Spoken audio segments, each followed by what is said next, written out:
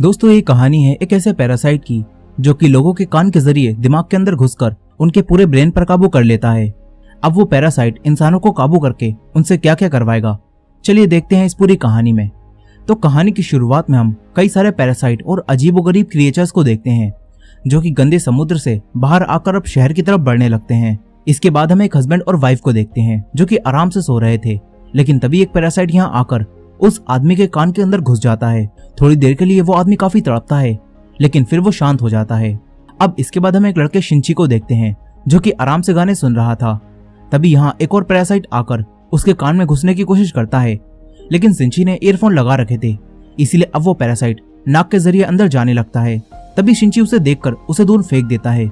शिंची डरते हुए एक बुक के जरिए उसे मारने की कोशिश करता है, लेकिन वो पैरासाइट उसके हाथ पर काटकर उसके हाथ के अंदर घुस जाता है। तभी शिंची घबराकर एक केबल से अपने हाथ को बांधकर उसे बीच में ही रोक देता है। तभी शिंची की आवाज सुनकर उसकी मॉम यहाँ आ जाती हैं। शिंची उनसे कहता है कि उसके हाथ में कोई कीड़ा घुस गया है, लेकिन उसकी मॉम कहती है कि ये लड़का मजाक कर रहा है। वो शिंची के पास आकर उसके एक हाथ से उसका दूसरा हाथ छुड़ा देती हैं और फिर देखती हैं तो यहाँ उन्हें कोई भी कीड़ा नहीं दिखता। उन्हें लगता है कि शिंची अभी से ही सटिया गया है। शिंची भी चौंक जाता है कि आखिर वो कीड़ा कहाँ गायब हो गया। अब तभी उसकी मॉम वही गाना सुनती हैं जो शिंची सुन रहा था। फिर उसकी मॉम शिंची से कहती है कि इस तरह के गाने मत सुना कर, तभी तेरे को ऐसे वहम होने लगे हैं। अब ये कहकर उसकी मॉम यहाँ से चली जाती हैं। शिंची सोचता है कि वो कीड़ा आखिर कहाँ गायब हो गया। अब अगली सुबह शिंची जब ब्रेकफास्ट कर रहा होता है तो उसे अपने राइट हैंड यानी कि जिस हाथ में वो पैरासाइट घुसा था उस हाथ में अजीब सा महसूस होने लगता है। फिर हम उसी आदमी को देखते हैं जिसके अंदर पैरासाइट घुस गया था। वो आदमी अब अजीब सा बिहेव कर रहा होता है और अब वो अपनी वाइफ के पास जाता है। अचानक से उसका मुंह एक बड़े से क्रिएचर के मुंह में बदल जाता है जिसके अंदर कई सारी आंखें थीं। उसकी वाइफ कुछ भी समझ पाती इससे पहले ही वो आदमी अपनी वाइफ को खा जाता है, यानी कि उस पैरासाइट ने इस आदमी के ब्रेन को पूरी तरह से अपने काबू में करके इसे एक क्रिएचर बना दिया है। अब हम फिर से शिंची को देखते हैं जो कि अपनी दोस्त सातोमी के साथ स्कूल जा रहा था, लेकिन आज शिंची का बिहेवियर थोड़ा बदला हुआ था और उसके राइट हैंड पर उसका कोई भी काबू नहीं था। वो सातोमी को गलत जगह छू देता है और सातोमी उससे गुस्सा होकर चली जाती है। फिर क्लास में पढ़ते हुए उसकी रेजर नीचे गिर जाती है और जब शिंची उसे उठाने के लिए हाथ आगे बढ़ाता है तो तभी उसका हाथ बड़ा होकर रेजर उठा लेता है। इसके बाद बास्केटबॉल खेलते हुए शिंची बॉल को काफी दूर से उसी हाथ से रिंग में डाल देता है। शिंची कंफ्यूज हो जाता है कि उसके हाथ के साथ ये सब क्या हो रहा है, इसीलिए वो वापस घर आकर इंटरनेट पर इस बारे में सर्च करता है।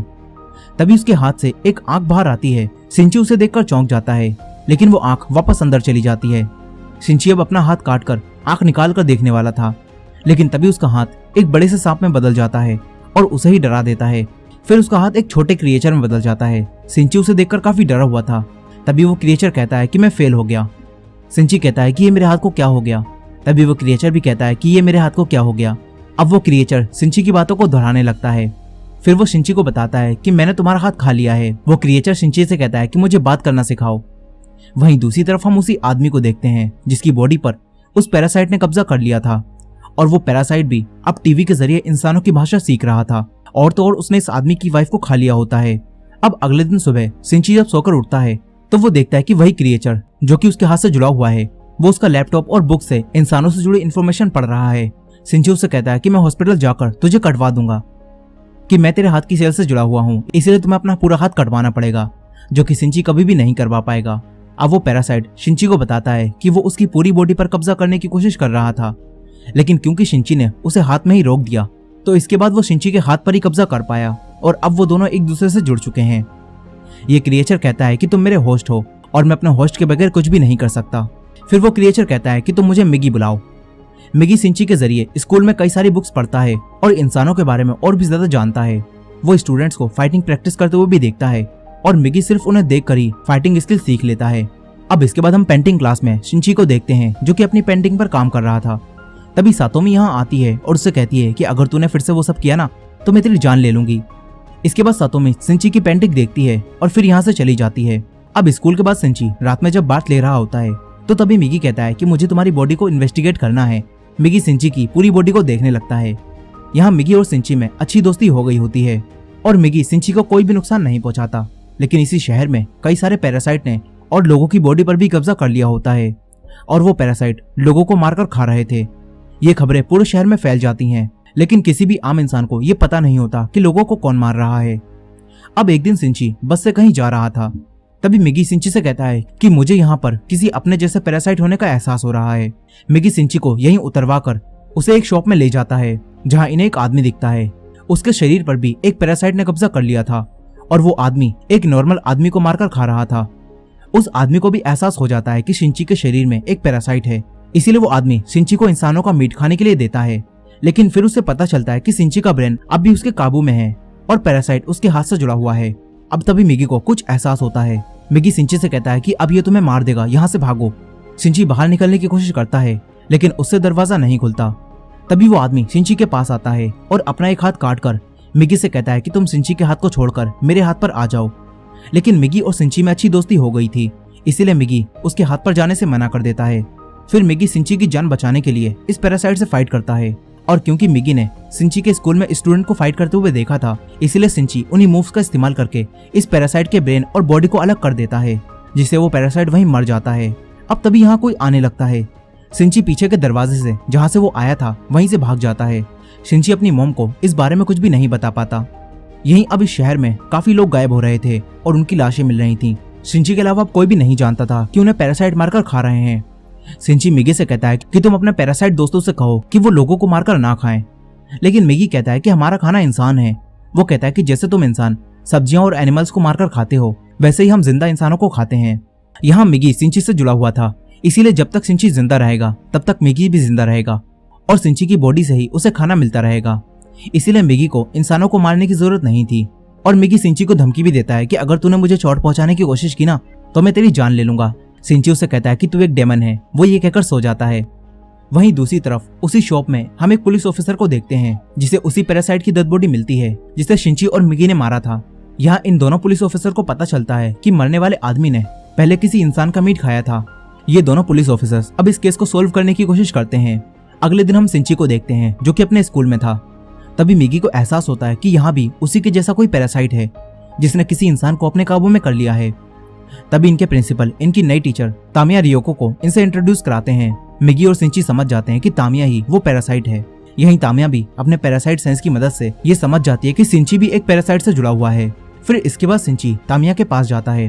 तामिया उससे कहती है कि मुझसे डरो मत, ये तामिया पैरासाइट बाकी पैरासाइट से बिल्कुल अलग होती है और इस पैरासाइट को एक्सपेरिमेंट करने का काफी शौक होता है। यहाँ तक कि इसने एक दूसरे पैरासाइट के साथ मिलकर अपनी इस बॉडी को प्रेग्नेंट भी कर लिया होता है ताकि वो ये देख सके कि इस तरह जन्म लेने वाला बच्चा आखिर क्या बनेगा। यहाँ सिंची उससे कहता है कि तुम यहाँ स्कूल में क्या करने आई हो। इस पर वो कहती है कि मैं बस नॉर्मल लोगों की तरह जीना चाहती हूँ। वो सिंची से कहती है कि मैं तुमसे और बात करती लेकिन तुम्हारी गर्लफ्रेंड हमें देख रही है और कहीं उसे ऐसा न लगे कि तुम नई टीचर को देखकर उसे भूलकर नई टीचर पर फिदा हो गए हो। इसीलिए तामिया सिंची को बाद में मिलने के लिए कहती है। अब तभी सातोमी जो कि इन्हें देख रही थी वो यहाँ से चली जाती है। तामिया सिंची से कहती है कि मुझे स्कूल के बाद मिलना। मिगी भी तामिया से मिलने के लिए तैयार हो जाता है। वो सिंची से कहता है कि मैंने पहली बार ऐसा पैरासाइट देखा है जो इतना शांत होकर अपने होस्ट की बॉडी में रह रहा है। अब तामिया के बारे में और ज्यादा जानने के लिए सिंची बाद में तामिया से मिलने जाता है। तामिया ने यहाँ पर 2 और पैरासाइट को भी बुलाया होता है जिनमें से एक हाई स्कूल स्टूडेंट शिमाडा होता है और दूसरा एक ऑफिसर मिस्टर ए होता है। ये दोनों तामिया के साथ मिले होते हैं। तामिया सिंची और मिगी को बताती है कि हम पैरासाइट को सर्वाइव करने के लिए आपस में मिलकर रहना होगा और इसीलिए हमने मिलकर पैरासाइट्स का एक नेटवर्क बनाया है और हम सब एक दूसरे से जुड़कर एक दूसरे को इन्फॉर्मेशन देते हैं ताकि हम सब इंसानों के बीच छुपकर रह सकें और अपने लिए रोज इंसानों को मारकर खा सकें। तामिया सिंची से भी इनके नेटवर्क में जुड़ने के लिए कहती है लेकिन सिंची कहता है कि मैं पूरी तरह से तुम्हारे जैसा नहीं हूँ, तुम सब एक मॉन्स्टर हो। तामिया कहती है कि हाँ हम सब एक मॉन्स्टर हैं, इसीलिए मैंने मिस्टर ए के साथ मिलकर एक एक्सपेरिमेंट किया है जिससे मैं प्रेग्नेंट हो गई हूँ और क्योंकि हम दोनों ही पैरासाइट हैं इसीलिए मेरे अंदर जो बच्चा है वो आखिर क्या होगा। इस पर मिगी तुरंत कहता है कि तुम दोनों ने वो इंसानों की बॉडी में किया है इसीलिए तुम्हारे अंदर एक इंसान का ही बच्चा है। तभी तामिया कहती है तो फिर हम कौन हैं? अगर हमारे अंदर इंसानों का बच्चा है तो असल में हम कौन हैं? हम बस इस बॉडी के जरिए जी रहे हैं। तामिया कहती है कि हमारे जीने का मकसद क्या है? तामिया इनसे कहती है कि इसीलिए मैंने हमारा नेटवर्क बनाया है और मैं पैरासाइट्स के फ्यूचर के बारे में सोच रही हूँ। तामिया सिंची को धमकी देती है कि अगर तुम्हें हमारा साथ नहीं देना तो हमारे खिलाफ कुछ भी करने की कोशिश मत करना, नहीं तो मैं 3 सेकंड में ही पूरे स्कूल को खत्म कर दूंगी। सिंची काफी डर जाता है। अब ये तीनों एक एक करके सिंची की डरी हुई शक्ल देखते हुए यहाँ से चले जाते हैं। तभी मिगी को कुछ एहसास होता है। मिगी सिंची से कहता है कि मिस्टर ए से सावधान रहना, मुझे वो ठीक नहीं लगता। अब इसके बाद हम एक घर को देखते हैं जहाँ काफी शांति थी और यही मिस्टर ए और शिमाडा यानी कि वही दोनों पैरासाइट इंसानों को खा रहे थे। फिर वो दोनों तामिया के पास जाते हैं। तामिया खुद पर एक्सपेरिमेंट कर रही थी, इसीलिए वो इंसानों को खाने के बजाय इंसानों जैसी रहने की कोशिश कर रही थी। वो इंसानों जैसा ही खाना भी खाती है। वो कहती है कि हमें इंसानों के बीच रहने के लिए इंसानों के जैसा ही सोचना होगा, तभी हम यहाँ पर सरवाइव कर पाएंगे। वहीं दूसरी तरफ सिंची काफी परेशान था, लेकिन वो अपनी मॉम को भी ये सब नहीं बता पा रहा था। वो अपनी मॉम से कहता है कि आप घर में ही रहना, क्योंकि वो जानता था कि बाहर काफी ज्यादा पैरासाइट हैं जो इंसानों को मारकर खा रहे हैं, लेकिन उसकी मॉम ये नहीं जानती थी, इसीलिए वो सिंची की बात पर खास ध्यान नहीं देती। अब एक दिन रात में अपने घर आते समय सिंची का सामना मिस्टर ए से हो जाता है, और मिस्टर ए को ये पता चल चुका था कि उस शॉप में जो पैरासाइट मारा था उसे सिंची और मिगी ने ही मिलकर मारा था। इसीलिए मिस्टर ए सिंची को मारने के लिए उस पर हमला करता है, लेकिन मिगी सिंची को बचा लेता है। मिगी मिस्टर ए से फाइट करता है। इन दोनों में यहाँ काफी तगड़ी फाइट चल रही थी। तभी सिंची आगे बढ़कर मिस्टर ए के अंदर एक लोहे का पाइप घुसा देता है, जिससे मिस्टर ए की बॉडी से खून बहने लगता है। और क्योंकि ये पैरासाइट एक इंसान की बॉडी में था, इसीलिए ये बॉडी कमजोर होने की वजह से पैरासाइट भी कमजोर होकर वहीं गिर जाता है। सिंची तुरंत यहाँ से भागकर अपने घर आ जाता है, लेकिन वहीं वो पैरासाइट अपनी बॉडी से रोड आर पार कर देता है, जिससे खून बहना बंद हो जाता है और वो पैरासाइट जिंदा बच जाता है। लेकिन उसे सरवाइव करने के लिए अब एक नई बॉडी चाहिए थी। तभी इस रास्ते से सिंची की मॉम गुजरती हैं, और ये पैरासाइट मिस्टर ए की बॉडी को छोड़कर सिंची की मॉम की बॉडी में चला जाता है। फिर थोड़ी देर बाद मिगी को एहसास होता है कि मिस्टर ए वाला पैरासाइट उनकी तरफ ही आ रहा है। वो सिंची को छुपने के लिए कहता है। सिंची एक चाकू लेकर वहीं छुप जाता है। तभी उसकी मॉम घर में आती है। मिगी समझ जाता है कि मिस्टर ए वाला पैरासाइट अब उसकी मॉम की बॉडी में आ गया है, लेकिन सिंची के लिए यह विश्वास कर पाना काफी मुश्किल था। तभी वो पैरासाइट डायरेक्ट सिंची के हार्ट पर हमला करता है और उसके हार्ट को जख्मी कर देता है। सिंची वहीं गिर जाता है। सिंची की बॉडी में अब एक छेद हो जाता है। फिर वो पैरासाइट यहाँ से कहीं और चला जाता है। यहीं सिंची अब मर रहा होता है, लेकिन मिगी सिंची को बचाने के लिए उसके हाथ से निकलकर उसकी बॉडी में चला जाता है। धीरे धीरे समय बीतता है और कुछ दिन बीत जाते हैं। मिगी सिंची के हाथ में दोबारा से वापस आ जाता है और सिंची जाग जाता है। सिंची अब बिल्कुल ठीक हो गया होता है। फिर मिगी उसे बताता है कि मैंने तुम्हारे हार्ट को ठीक करने के लिए अपने एक हिस्से को वहां छोड़ दिया, जिससे तुम्हारा हार्ट वापस रिकवर हो गया और तुम्हारी जान बच गई। मगर यहाँ सिंची दोबारा से जिंदा होने से बिल्कुल भी खुश नहीं था। उसके लिए अब जिंदगी में कुछ भी नहीं बचा था। यहाँ सिंची खूब रोता है। फिर अगले दिन सिंची तामिया के पास जा रहा था। तभी उसे रास्ते में सातोमी मिलती है। सातोमी उससे बात करती है, लेकिन सिंची का बिहेवियर अब फिर से बदलने लगा था। वो सातोमी से बात नहीं करता और भागता हुआ डायरेक्ट तामिया के पास आ जाता है। वो तामिया से कहता है कि मिस्टर ए कहाँ है, लेकिन तामिया कहती है कि उसे तो तुमने मार दिया। यहाँ तामिया सब कुछ जानती थी, लेकिन फिर भी वो बनकर दिखा रही थी। मिगी तामिया को बताता है कि मिस्टर ए ने उस पुलिस ऑफिसर की बॉडी को छोड़कर सिंची की मॉम की बॉडी को ले लिया है। सिंची कहता है कि मिस्टर ए तुमसे जुड़ा हुआ था, इसीलिए तुम्हें जरूर पता होगा कि वो कहाँ है। लेकिन तामिया साफ साफ सिंची को मिस्टर ए का पता बताने से मना कर देती है। सिंची उसे डराने के लिए एक चाकू निकालता है, लेकिन तामिया इन दोनों को ही डराकर यहाँ से जाने लगती है। तभी सिंची उसकी तरफ चाकू फेंकता है, मगर वो चाकू पकड़कर वापस सिंची की तरफ ही फेंक देती है। वो जानबूझकर सिंची को नहीं मारती। फिर वो यहाँ से चली जाती है। वहीं उन ऑफिसर्स को मिस्टर ए यानी कि उसी पुलिस ऑफिसर की बॉडी मिलती है। यहाँ इन्हें जांच से पता चल जाता है कि इस पुलिस ऑफिसर और उस शॉप के मालिक दोनों को मारने वाला कोई एक ही इंसान है। लेकिन ये लोग एक बात से परेशान थे, क्योंकि इस पुलिस ऑफिसर ने भी मरने से पहले कुछ इंसानों को खाया था और जांच में इन लोगों को ये बात पता चल गई थी। ये लोग सोचते हैं कि इन्होंने जो अफवाहें सुनी हैं कहीं वो सच तो नहीं। दरअसल इस शहर में ये बात फैल चुकी थी कि पैरासाइट इंसानों की बॉडी में इनके बीच छुपकर रह रहे हैं, लेकिन इन लोगों को लगता है कि ये सब बस अफवाह है। वहीं दूसरी तरफ सिंची हर जगह अपनी मॉम को ढूंढ रहा था। तभी एक दिन वो एक ऐसी जगह पर पहुंच जाता है जहाँ कुछ नेता लोगों के बीच वोट मांगने आए हुए थे। अब तभी मिगी और सिंची को एहसास होता है कि जो नेता लोगों से वोट मांग रहा है वो भी पैरासाइट है, और उसके अलावा भी यहाँ पर कई सारे पैरासाइट मौजूद हैं। मिगी ये सब देखकर चौंक जाता है। वो सिंची से कहता है कि पैरासाइट ने इतनी तरक्की कर ली है कि अब वो पॉलिटिक्स में भी घुस चुके हैं। मिगी काफी खुश होता है। वो सोचता है कि एक दिन पैरासाइट इस पूरी दुनिया पर कब्जा कर लेंगे। अब तभी इनके घर में वही दोनों पुलिस ऑफिसर्स आ जाते हैं। उन्हें सिंची पर शक होता है, इसलिए वो सिंची से थोड़ी बहुत पूछताछ करते हैं, लेकिन सिंची काफी चालाकी से इनसे झूठ बोलता है। फिर वो दोनों यहाँ से चले जाते हैं। अब काफी दिनों बाद सिंची फिर से स्कूल जाता है। यहाँ उसे सातोमी मिलती है। फिर यहाँ वही लड़का शिमाडा आता है। तामिया ने इसका इसी स्कूल में ट्रांसफर करवा दिया होता है ताकि वो सिंची पर नजर रख सके। शिमाडा सातोमी के सामने सिंची से पहली बार मिलने का दिखावा करता है और फिर वो यहाँ से चला जाता है। यहाँ तामिया इन दोनों को देख रही होती है। दरअसल यहाँ शिमाडा और तामिया को ये पता चल रहा था कि जब से मिगी ने अपनी सेल्स की मदद से सिंची की जान बचाई है, तब से सिंची की बॉडी में बदलाव हो रहा है। और वहीं दूसरी तरफ मिगी को भी ये सब पता चल जाता है। वो सिंची को ये सब बताता है। अब इसके बाद मिगी सिंची को ये बताता है कि जब से मैंने तुम्हारी जान बचाई है तब से मुझे भी कुछ प्रॉब्लम्स हो रही हैं। मिगी कहता है कि मुझे ठीक रहने के लिए हर दिन 4 घंटे सोना होगा और जब मैं सो रहा होऊंगा तो मैं किसी भी तरह तुम्हारी मदद नहीं कर सकता। अब ये कहने के बाद मिगी तुरंत सो जाता है। सिंची उसे जगाने की कोशिश करता है लेकिन अब मिगी नहीं जागता। वहीं दूसरी तरफ वो दोनों ऑफिसर्स ये पता लगा रहे थे कि पैरासाइट्स को कैसे पहचाने। उन्हें ये पता चलता है कि अगर किसी इंसान की बॉडी में पैरासाइट रह रहा है तो उस इंसान का बाल तोड़ने पर वो बाल कर्ली हो जाएगा। अब ये जानकर सीनियर पुलिस ऑफिसर अपने जूनियर पुलिस ऑफिसर का बाल तोड़ता है लेकिन वो कर्ली नहीं होता, जिससे वो समझ जाता है कि ये कोई पैरासाइट नहीं है। अब वहीं तामिया भी अपने नेटवर्क की मदद से ये जान जाती है कि इंसानों को हमें पहचानने का एक तरीका पता चल चुका है। यहाँ हम देखते हैं कि वही पॉलिटिशियन भी तामिया के साथ मिला हुआ है। अब इसके बाद हम फिर से शिंची को देखते हैं जो सातोमी से मिलता है।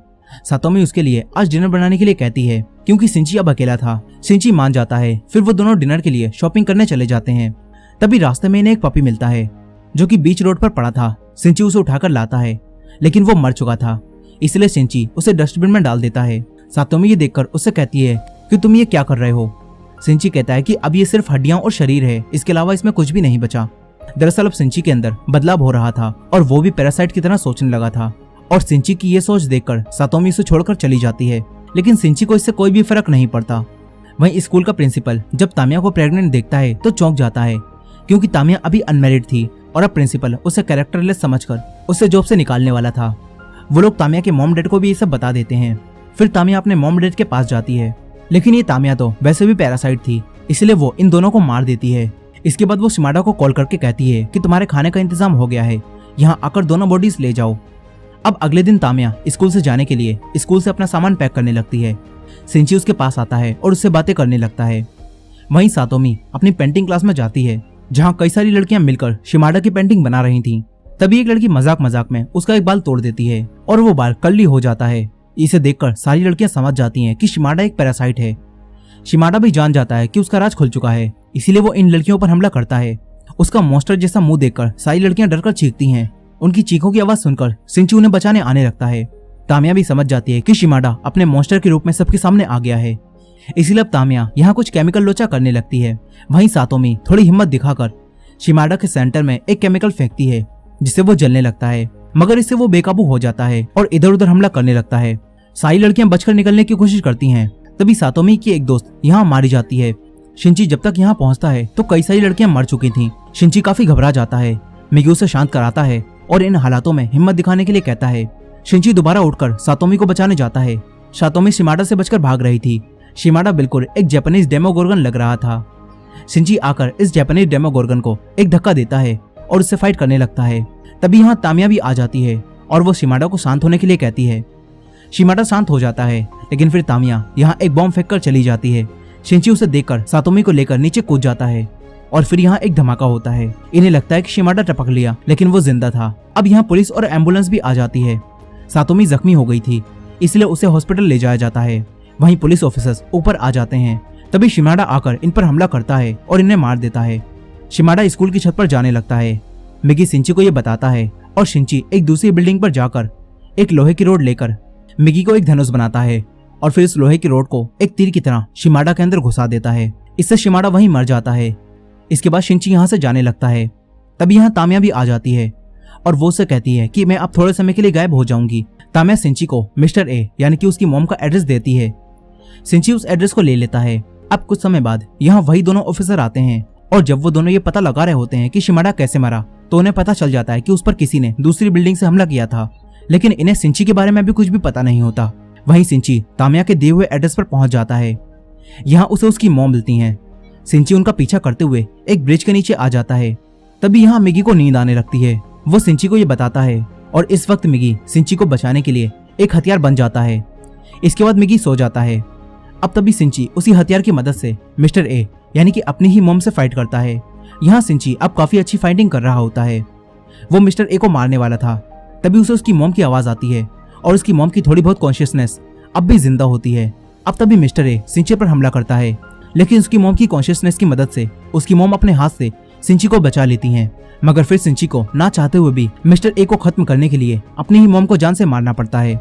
अब थोड़ी देर बाद मिगी जब जाग जाता है तो शिंची मिगी को ये सब बताता है। अब इसके बाद हम उसी पैरासाइट पॉलिटिशियन को देखते हैं और उसकी पार्टी ने अब इलेक्शन जीत लिया होता है, इससे वो पैरासाइट अब एक ऊंची पोस्ट पर बैठ जाता है। लेकिन इसी दौरान उन्हीं दोनों पुलिस ऑफिसर्स को हेडक्वार्टर बुलाया जाता है और एक दूसरी टीम का चीफ इनसे पैरासाइट के बारे में सारी इन्फॉर्मेशन ले लेता है, क्योंकि अब इंसानों को ये पता चल चुका है कि पैरासाइट्स इनके बीच छुपकर रह रहे हैं और इसीलिए इंसानों को बचाने के लिए ये लोग एक ऑपरेशन चलाने वाले हैं जिसका नाम है ह्यूमन लाइफ प्रोडक्शन। अब इसके बाद हम उसी पॉलिटिशियन को देखते हैं जो कि तामिया के पास जाता है और इन दोनों के साथ अब एक काफी खतरनाक पैरासाइट भी होता है जिसका नाम गोटू होता है। और अब वो तामिया को बताता है कि वो सारी मैनकाइंड को खत्म कर देगा, लेकिन अब तामिया को अपने आने वाले बच्चे की चिंता होने लगती है।